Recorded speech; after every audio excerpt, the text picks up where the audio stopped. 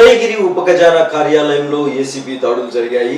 ఒక ఉపాధ్యాయుడి నుంచి లంచం తీసుకుంటుండగా మమత అనే ఎస్టీఓను ఏసీబీ అధికారులు దాడులు చేసి అదుపులోకి తీసుకున్నారు. అరియర్స్ బిల్ కోసం ఉపాధ్యాయుడు వెంగయ్య వద్ద నుంచి 40,000 డిమాండ్ చేయడంతో 40,000 రూపాయలను మమత అనుచరుడు పవన్ తీసుకుంటుండగా ఏసీబీ అధికారులు రెడ్ హ్యాండెడ్ గా పట్టుకున్నారు. కేసు నమోదు చేసి దర్యాప్తు చేస్తున్నట్లు ఏసీబీ అధికారులు వెల్లడించారు. ఊరుకుంటపాడు మండలంలో గోయమడులో పనిచేస్తాను సార్, ఇంగ్లీష్ టీచర్గా. మేడం గారు ఒక అరియర్స్ బిల్ కోసం వచ్చాను. నాకు లంచం చేసుకోవడం ఇష్టం లేదు. వస్తే మేడం గారు ఒక 1 lakh దాకా అడిగారు, 10% అని.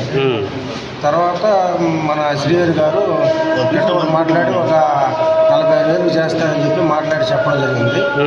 సరే నుంచి ఈరోజు అమౌంట్ తీసుకొని వచ్చినా సార్.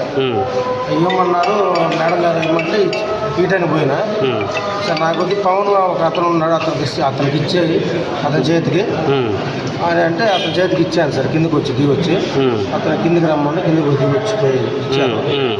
40,000 ఇచ్చాను సార్, 40,000 రూపాయలు.